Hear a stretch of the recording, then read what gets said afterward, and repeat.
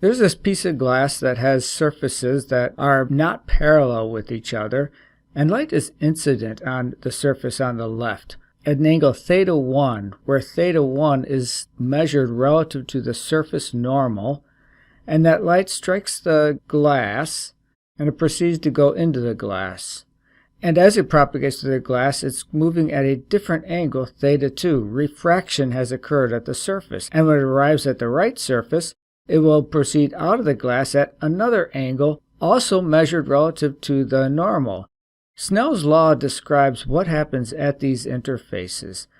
N1 is the refractive index on the incident side of the surface, and theta 1 then is the angle relative to the normal. N2 is the refractive index on the right side of the surface, and theta 2 is the angle it makes. Refractive index is a number that's greater than 1 but usually not very large. It's a measure of how much light slows down in the dielectric medium. The speed of light in this glass is the speed of light in vacuum divided by the refractive index. And it is this change in the speed of light that causes the refraction to occur in the first place, because the wavefronts need to stay in phase with each other, yet they slow down as they enter the glass. This is more of a lens-shaped piece of glass. A ray is incident from the left and strikes the surface and refracts. And then at the far surface it refracts again. So you have these 2 points of refraction, and the ray proceeds in a straight line after it exits the lens. Now another ray is incident that's parallel to this first incident ray. It too will have refractions at the surfaces, and the outgoing ray will proceed in a straight line and eventually intersect the other outgoing ray. Where they intersect is kind of an important point. These two rays entered parallel to each other. So when their outgoing rays intersect, those two rays have been focused to that point, and that's called the focal point. And the line that this focal point is on is the optical axis, which you could usually consider to be an axis that divides your lens and mirror problem in half, although in more complicated problems, for sure, it's a more complicated thing to work out. So this lens converges the light to a point, so it's called a converging lens. It's also described geometrically as a double convex lens. The left surface and the right surface are both convex. If they're the same radii, then you go further and you call it equiconvex. If they have different radius of curvature, you call it biconvex. So double convex might not be the usual term that's used, rather biconvex. They come in various flavors. Looking at the top first, these are all converging lenses. You could have a biconvex lens. There might be a plano-convex lens, which is convex on one surface and flat on the other. And there are convex meniscus lenses, which are convex on both surfaces, but with a larger radius of curvature on that back surface. In all three cases, light that comes in parallel will converge to a point out here, the focal point. A diverging lens can come in a few different flavors too. You could have a biconcave lens or a double concave lens. One surface could be flat, in which case it's plano-concave, and you can have a meniscus type lens too, where the first surface has a smaller radius of curvature than the second one, and it will still be diverging. And light that comes in parallel will not have rays that intersect when they come out. They diverge. When you analyze a lens, whether it's a thin lens, a thick lens, or a compound lens, there are certain rays that are really useful to have. And I'm going to illustrate them with a thin lens in this presentation. What I call principal rays, because they're so important, are the parallel ray, which is what I drew in those previous slides, a ray that comes in parallel to the optical axis and will pass through the focal point. The focal ray passes through the focal point on its way in. It will emerge from a converging lens parallel to the optical axis. The chief ray is really the most important of them all. It's a ray that passes through the center of the lens as well as passing through the object. I need to illustrate all three of these, and I will. For a case of a converging thin lens, you have the object out here. This is the object. And you have the image over here on the right. It's projected onto a screen. A parallel ray comes from the object parallel to the optical axis, and when it comes out of the lens, it goes through the focal point. focal ray first goes through the focal point and then emerges parallel. So a lens has a focal point on both sides, and it's important to locate that focal point because you want to draw these rays. You need to know where they go. The chief ray passes through the center of the lens. In the case of a thin lens, that chief ray will be undisturbed as it passes through, and it will emerge in the same direction, even at the same height, because it's a thin lens. For a thick lens, the chief ray still emerges going the same direction that it came in, but it will have a discontinuity in its height. The distance of the object from the thin lens is S sub O, the object distance, and then the thin lens to the image screen is S sub I, the image distance, and I want to give definition to this line right here. That is actually an important line. It's called the principal plane. And all things are measured relative to the principal plane. Most importantly, the focal length, F, is measured relative to the principal plane. I have to emphasize that because only in the case of a thin lens is the principal plane's location obvious. It's right where the thin lens is, and you can draw it right down the middle of this lens because I'm calling it a thin lens. If it's a thick lens, the principal plane will be shifted, and it will be in two places. So there's the front principal plane and there's the rear principal plane. If it's a compound lens, consult your lens designer about where the principal plane is located. It can be determined with some optical analysis. But the focal length is measured from the principal plane to the place where parallel incoming rays focus. In the case of a diverging thin lens, these three rays coming from the object behave like this. The parallel ray reaches the lens and it diverges out because that's what a diverging lens does. It causes the light to leave, to move away from the optical axis. So these three outgoing rays never intercept. So how do you find the place where they do intercept? You extrapolate the outgoing rays back until you find where they run into each other. Now the chief ray is easy. Backwards extrapolation is the chief ray itself, but the other two you have to be a little more cautious about. The image forms where those extrapolated rays meet. The image is upright, that is not upside down, not inverted, because it's above the optical axis. It's small because it's closer to the optical axis than the object. And it's called a virtual image because it's not formed by real light. In order to find it, it was necessary to extrapolate real light backwards to where it appears to have come from. If you put your eyeball out here, you would swear that ray is coming from right there, when in fact it's coming from here. Ray diagrams are useful because you can really see where the light's coming from and where it's going, and in fact if you get your ruler out, you can be quantitative about those things. But you can also calculate it. The Gaussian lens equation relates the image and the object distance to the power of the lens, phi. 1 over the object distance plus 1 over the image distance is the power of that lens. And power, phi, is 1 over the focal length. So you can instead write this expression as 1 over object distance plus 1 over image distance is 1 over focal length. That can be more practical when the focal length is specified for the lens. So focal length, object, and image distance all have to have the same length units.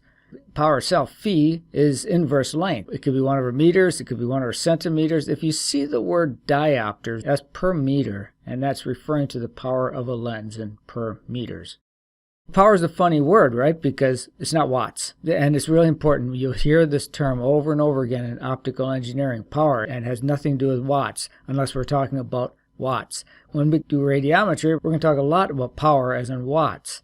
But when we're doing optical design, we talk about power as in 1 over the focal length.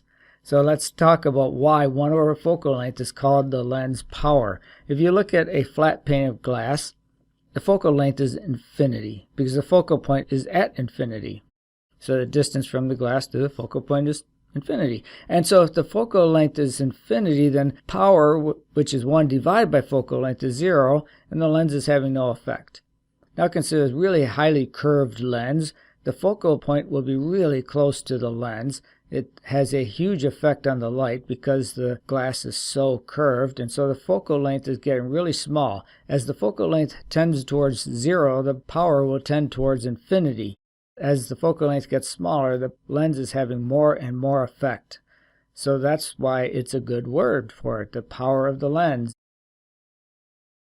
It isn't just a lens that has power, but each surface on the lens has power. So you can talk about the power of a surface. Continue calling it phi. The power of a surface, n prime is the index after the surface, minus n, which is the index before the surface, divided by r, the radius of curvature. Quite often when you're doing optical design, you take the index on one side of the surface to be 1 as an error, but it may not always be. And so I'll keep it here, n prime minus n times the curvature. C is the curvature.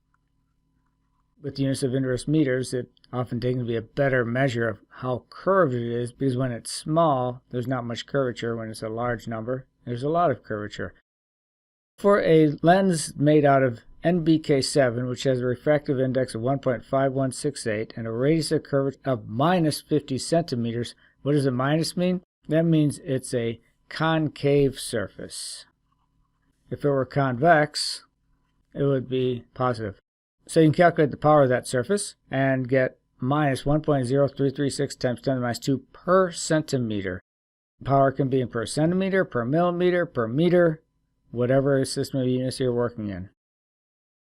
Now in case it's a mirror instead of a lens, that surface is reflecting, and this is how you treat it. Same expression. The power is n prime minus n over r, but now what is n prime? So now it's not that anymore. Light comes in, strikes the mirror, and turns right around and goes back the other way. That's what happens at a mirror. When it comes in, it's in a medium with a refractive index of n. It strikes the mirror and reflects back. What's the refractive index of the medium when it reflects back? You would say n, right? Well, the velocity of light is c divided by n. The ray turns around at the mirror. N switch signs. After a ray reflects from a mirror surface, n stays the same magnitude, but it changes sign. So n prime minus n for reflection equals 2. As long as you're in air.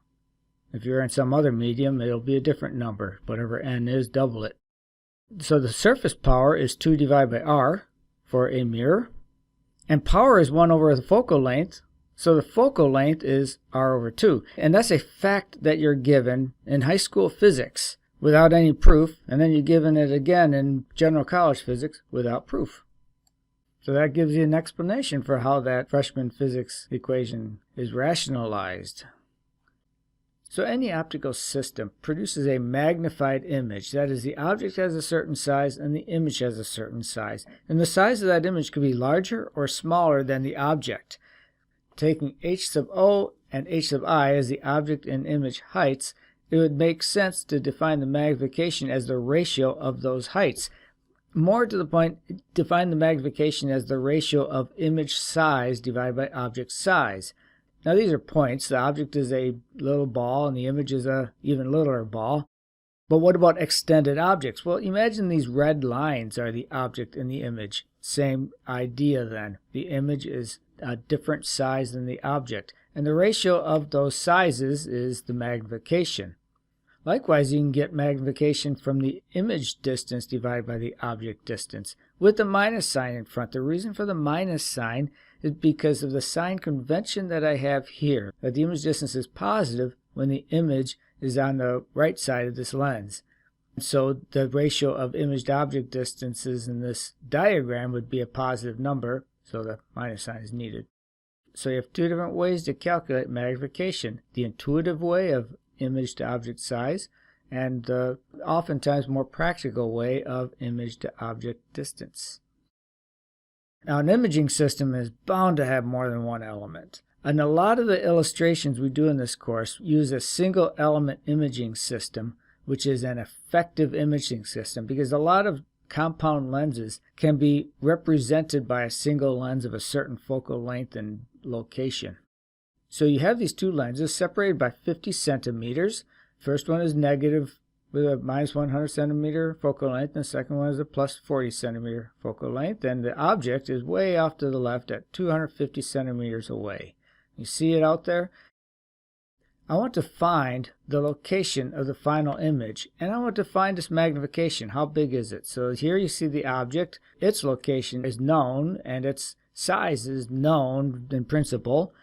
I want to know the magnification and where that image is.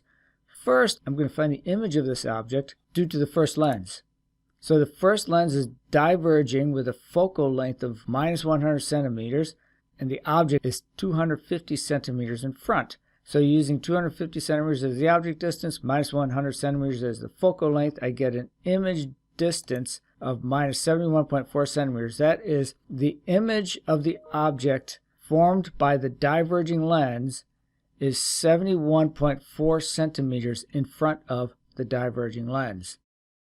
Call that the intermediate image because it becomes the object for the next lens. So move on to the next lens. You have an object in front of the next lens. How far away is that object? 50 centimeters plus 71.4 centimeters, or 121.4 centimeters in front is the object distance for the second lens. Do the same calculation using a focal length of 40 centimeters, and you get an image distance of plus 60 centimeters. So 60 centimeters to the right of the converging lens, the final image forms. The magnification of the first lens is minus the image distance divided by the object distance of the first lens.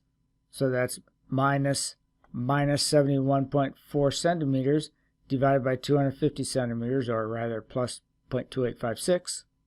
The magnification of the second lens is minus the image distance of the second lens divided by the object distance of the second lens, where the object distance was 121.4 centimeters.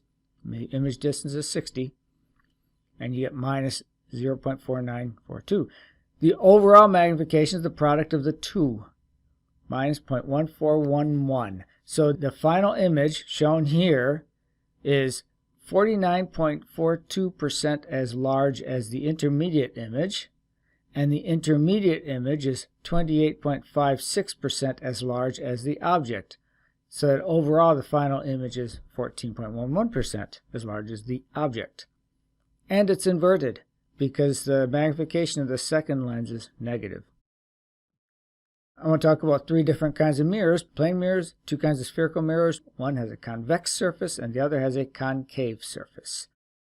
And they reflect light differently. The convex mirror is this middle image and the concave mirror is on the right. 4 light rays are shown coming in from some light source, and you can see the reflected rays doing what they do. Now, the focal point of the concave mirror is pretty evident in this image. The focal point for the convex mirror is not. These reflected rays will need to be extrapolated back. So let's look at the concave mirror first. The 3 principal rays, parallel, focal, and chief, are all shown here. From the object, you bring in a parallel ray, that's this blue one, and it strikes the mirror and reflects and goes to the focal point. The focal ray comes from the object, strikes the focal point, reflects off the mirror, and emerges parallel. And the chief ray comes from the object, goes through the center of curvature of the mirror, strikes the mirror, and comes back. The image forms where those 3 reflected rays converge. And in this illustration, that image is demagnified and inverted. And you know where the focal point is. It's at r over 2, the radius of curvature divided by 2, which is why the chief ray passes through the optical axis at a distance that's twice the distance of the focal length. Now this is a paraxial diagram, meaning all of these rays are reflecting off of a plane that's located at the vertex of the mirror. If you have rays that are farther off the optical axis, you eventually get to the point where you cannot use the paraxial approximation. So here are the 3 principal rays for a convex mirror. Parallel ray reflects off the mirror and goes out, and the focal ray came in pointing at the focal point, which is inside of the convex mirror. So for a concave mirror, the focal point was out in the real space. But for a convex mirror, the focal point is behind the surface. You can't get there. And the chief ray also bounces straight back. How do you find the image? You extrapolate those 3 reflected rays inside the mirror, and where they meet, you have the image. And again, we have a demagnified image here. It always is for convex surfaces. So these two types of curvatures, convex and concave, are taken advantage of in the Cassegrain telescope concept, which I'm illustrating here. You have two curved mirrors in a Cassegrain telescope. The one on the right is called the primary mirror. This is the one that the light sees first. And the one on the left is the secondary mirror. And the primary mirror is concave. The secondary mirror is convex. Light comes in parallel to the optical axis because it's a telescope and you're looking at starlight. You're looking at an object that's a long ways away. So the light comes in parallel, strikes the primary mirror, reflects off, and goes to the secondary mirror. Strikes the secondary mirror, reflects off, and passes through a focal point on its way out of the telescope. Now your eye can't make sense of this kind of diverging light. If you put your eyeball in front of this hole, you won't see a star. What needs to be done is that light needs to be collimated. It needs to be turned into a beam of parallel rays. That's what the lens does, and that's why it's called an eyepiece. The proportions are unreal here. The Cassegrain telescope mirror can be quite large, and an eyepiece only needs to be a centimeter or less. Yeah, so this is a little disproportionate, but that's the concept. And I'm going to come back to some illustrations throughout the course that use the Cassegrain concept, which is used on space telescopes. The Hubble Space Telescope is a 3-mirror Cassegrain type telescope, a 3-mirror anastigmat. So is the James Webb Telescope. And it's the architecture of choice for those telescopes. We'll come back to that later.